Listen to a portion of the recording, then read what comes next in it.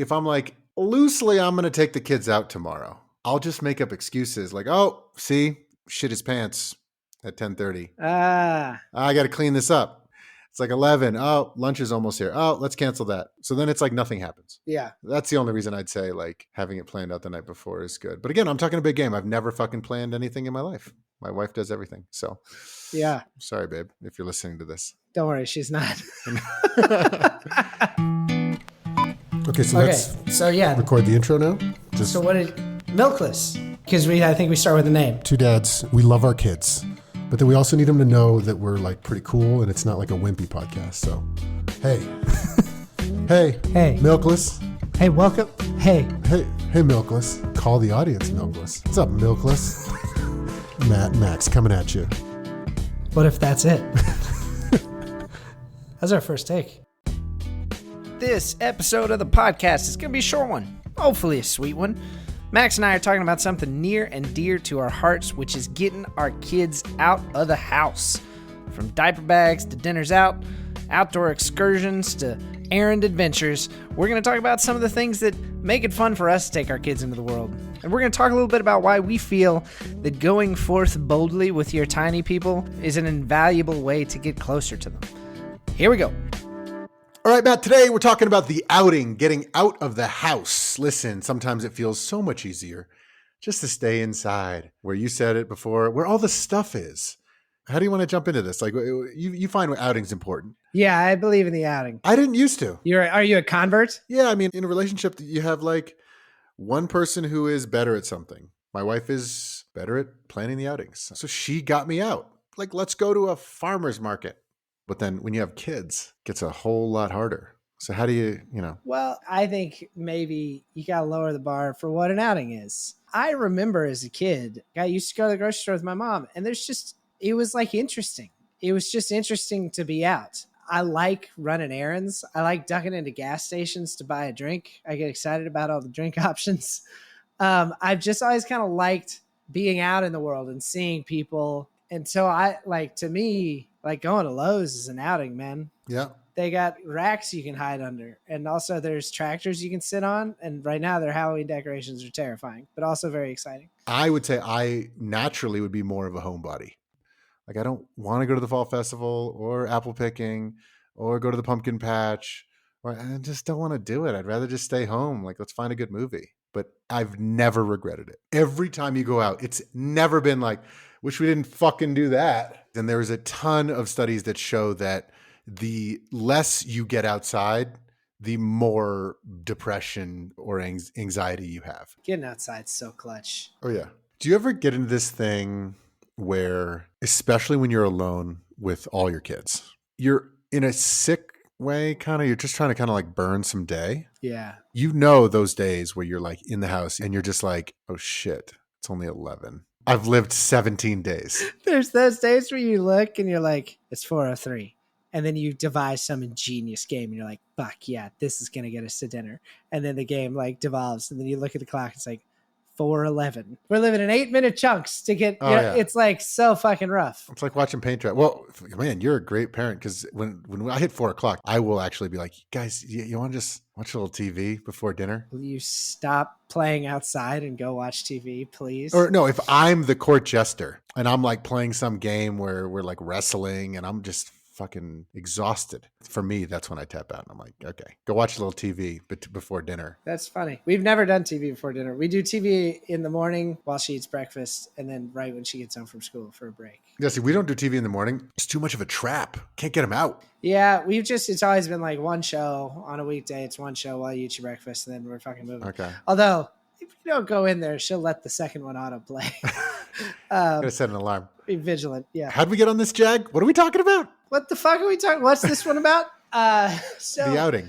I just think it's good to be out in the world. Yeah, I like bringing the kids along. The thing is, like, there is the thing where they always want the candy in the aisle. Yeah, that's true. Which, fuck it. Like, oh, you want to come with me? Yeah, I'll get you some fucking candy. That's true. Sometimes they should just get the candy. I give them the candy. Every time? You don't want them expecting it. No, not every time, but like most times. We used to go to this dinosaur park. They have all these like real life size dinosaur like paper mache, whatever. It's cool. And at the end, you just exit through the gift shop, of course. And every time I would buy her a little dinosaur. And then she started always asking to go there. The last time we went for a long time, she just fucking raced through the whole exhibit and then was like, I'm ready for my toy now. I was like, oh, fuck. This has become about that. We can't do stuffed animals. There's a hard no more stuffed animals in our house. What the fuck with stuffed animals? What the fuck? They're just too cute. And you see the eyes are getting bigger on them. So they're just getting cuter and cuter. Their little kid brains can't stand it. Yeah, no, it's brutal. But so bringing them on errands, that's nice. They see the world. I always said that then my ideal second date is an errand because it's just a blank slate. If that's a fun person, that's going to be romantic at Walmart. And you're on the same team. Yeah. You're not just hanging out to hang out. It's like, I need to get socks. You want to go? It's a mission. And also, that's like when you can talk about the world. It's like, oh, what's that person all about? Like, you got a weird cash register guy. What are they called? Cashiers? I think that's it. Yeah, you get to people watch together. If the kids never get out and they're only like going to school and sports, they might not see someone. Like if they have like a disability, that's a good time to like talk about that as opposed, you know. Yeah. You have more reps with the kids with different types of people. Yeah, that's right. Like so many good questions come out of just people watching. They're like, oh man, that lady's got crazy hair. And it's like, yeah, there's all kinds of people. That's what I like about it. The time in the car is interesting.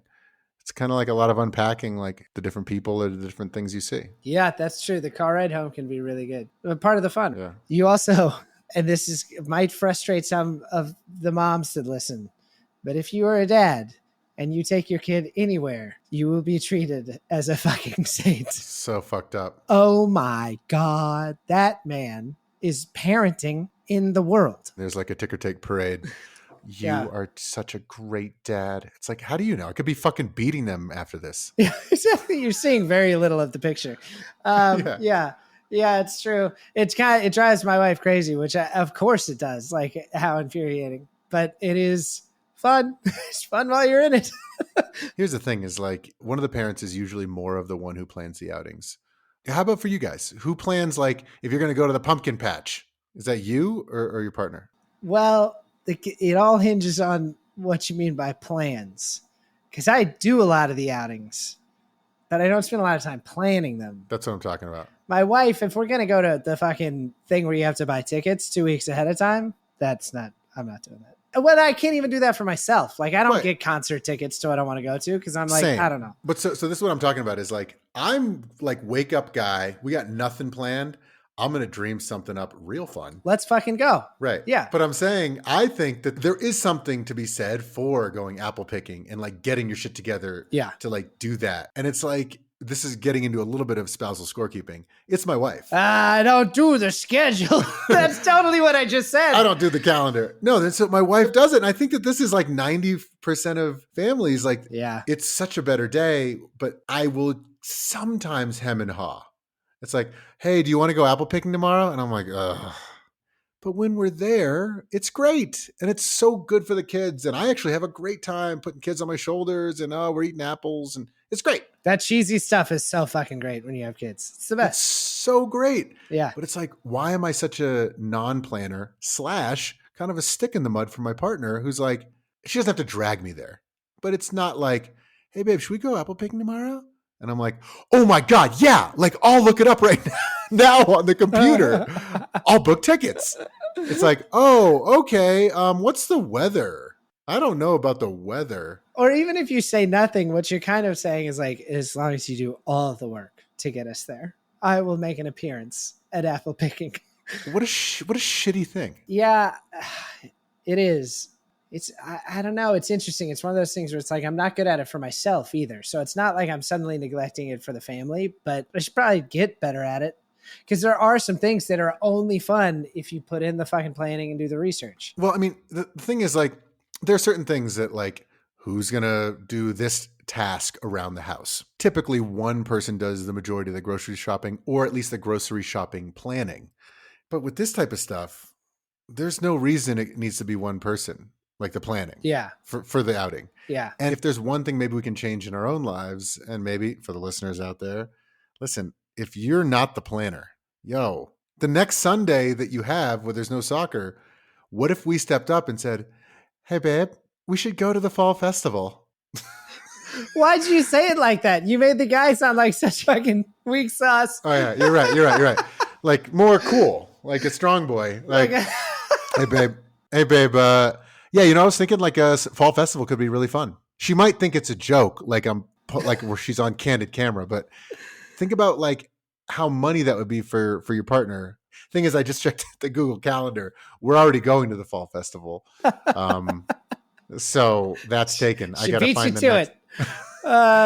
Can I say something in defense of the non-planners? Yeah. Look, I don't buy a lot of tickets ahead of time. Okay. But I do frequently take the kids places and often do research for 30 minutes before we leave.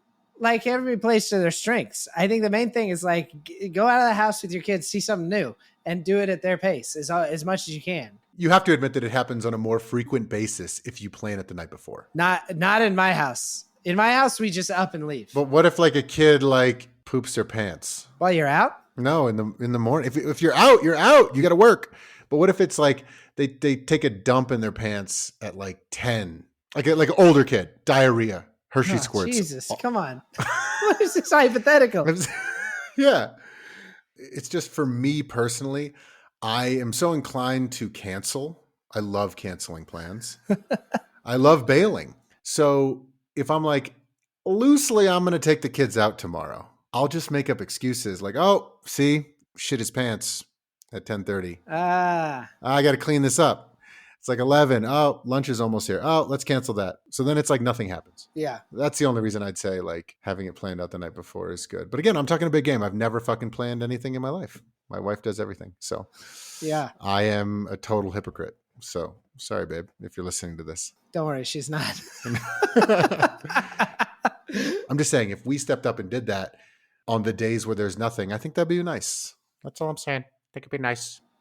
Yeah, fair enough. There are definitely things that are experiences you can only have with a lot of planning. It is important to pull your weight about that. Yeah. That's a good point. Of course, it's a good point. What are some good outings that you like to do? I know you have your downtown adventure day. Mm-hmm. I have just like going to a field. I mean, that is so much fun when you have, especially like multiple older kids and they can play together. You can even bring a little lawn chair, depending on the time of day, late in the afternoon, bring a little beer, a little baguette with some salami and ham and cheese, and cost almost no money, just the lunch. They're outside, kids had fun.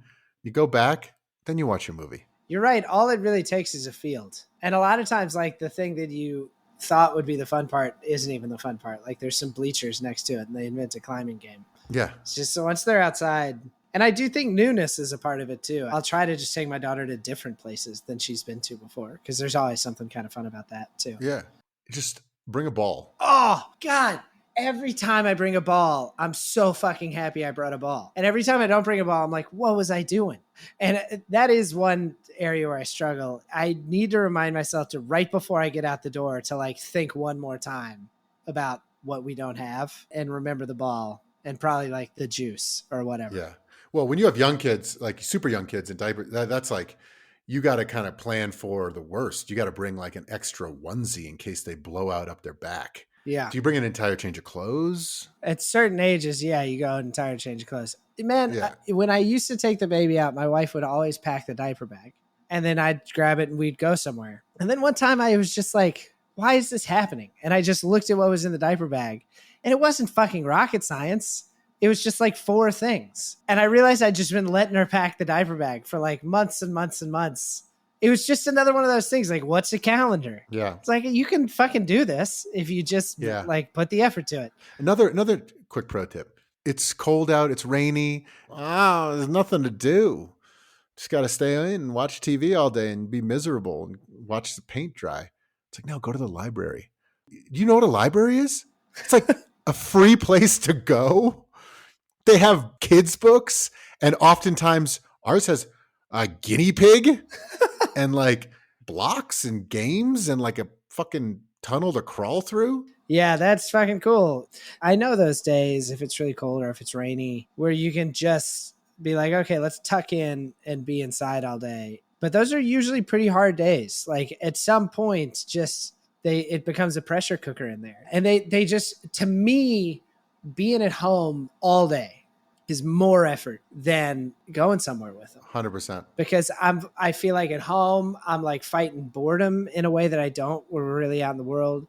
When I'm at home, I have a tendency to check out more, just like be on my phone or like you have to pay a little more attention if you're at the grocery store. And I'm a better parent when we're on a mission. Yeah. I mean, and also if you are literally at your wit's end at home pulling your hair out, well, you did it to yourself because you're basically just like in there being the court jester dancing for the kid. You can't even take a shit without them coming in and like rattling the door. You go for a drive to Lowe's, they're fucking restrained. They're in restraints in the car. Like you could put on music, and then you get at least the respite of the drive, which brings me to another point of like introducing good new music to your kids. Our cars are associated with like really good music. Fuck yeah. We just started on the Beatles. Our 6 and 8-year-old cannot believe how good everything is. So every time it's like, you want to go to Lowe's? No. What if we listen to Eleanor Rigby? He's like, I'm in. Let's go. The fucking strings, man. Yeah, he asked today. He's like, who's playing the violin? I'm like, I don't know. They hire orchestra people. But it was the producer. It was George Martin. That song was revolutionary because it was a big band put out a song where none of the instruments were played by the people in the band. Oh. And it was really a producer taking a really big hand. Oh, yeah. In a way that nobody ever had before. That song is so fucking cool. So good. So yeah, so some more pro tips on the outing. Give it to me. Stroller nap. If you can do a stroller nap, you don't have nap jail. Typically, we've only had one kid who naps. And so the older kids are like, oh, we got to stay home. But you can do stroller naps. As long as you have really good lie down, we'd like go out, nap, and then have lunch out with the kids. Like it just makes the day longer. Nap jail is real tough. Especially when you're in 3 and then like we're still in 2 naps a day. And it makes it harder to pull it off. And you do end up dividing and conquering more. Yeah, for sure. Do you guys ever go out to dinner? We will. Yeah, sometimes. Early, we get like the early bird special. We probably could more. The baby right now is like, it's a lot of work. It's always right on the edge of, was this fun? Yeah. I mean, well, here's the thing is like, I love that challenge of like dealing with the chaos. Mm-hmm. Obviously our kids are getting older now. It's getting easier and easier. But I just remembered something that we did with all 3 of our kids right around 1 year old. So it could be good for your baby. Have you ever had the Munchkin snack catcher? And this is not, product placement. It's like this little cup that you put Cheerios in, and then it's kind of like hard for them to get it out. Oh, yeah. Yeah. And then they kind of like... Oh, we put all kinds of shit in that. We put those little yogurt melts. It's also good for fine motor. Yeah, right. I do think that one of the things that keeps people from going out is this fear that like there's going to be a meltdown. Oh, for sure. Or there's going to be a scene. That's my wife's main concern with going out to dinner. She's like, it's just not going to be fun because I'm asking the kids to be quiet. And like, what if a meltdown happens? It's the perception of other people. Yeah. First of all, nobody fucking cares. But most of the time, it's going to be fine. Yeah. And it's like, set yourself up to win. If you're going to go out to dinner, go out at 5 o'clock. You look around, everyone else has fucking kids. Or you're like 90 years old having dinner at 5 o'clock. Yeah. So it's like, no one cares. Everybody feels like people are paying attention to what they're doing with so much more than they are. I mean, I'm always like, I can't wear these pants. Everybody, what will everyone think? It's Right. like, nobody fucking cares about your pants, man. Yeah. It is. I mean, I do think like with a restaurant, I don't worry so much about the meltdown. I just don't want to bother people because there are things that are like about kids that are a mess. And, 100%. But that's why you don't go to a fancy restaurant or a quiet white tablecloth thing. You go to a place that's like a pizza joint that's already kind of loud. And then it's like, you just let it go. Yeah, I love it. It is definitely my impulse to get out of the house. The other thing I'll say for it, and I think this is maybe a little more specifically for dads. We talk a lot about like not feeling like we're the CEO of the family and that we carry some guilt with that our wife kind of plays that role. But when you solo as a dad, take your kids out. 1, that's less kids your wife got to deal with for however long you're out. And 2, you're the CEO of that outing. it corrects for that thing of, does my wife know how to do this better than I do? You're in charge. And if like you forgot the diapers, then you're at the CVS or whatever the fuck it is. And I just like that. I think that's a good thing to feel with your kids. And I think it like deepens your relationship to your kids. It goes back to that thing, like when you're really obligated to them, that's when you feel so close to them. Just throw your hat over the fence. My buddy Tommy used to say that. Throw your hat over the fence. That means you got to go get it. Just be like, yo, I'm taking the kids tomorrow morning. That's when it's fun.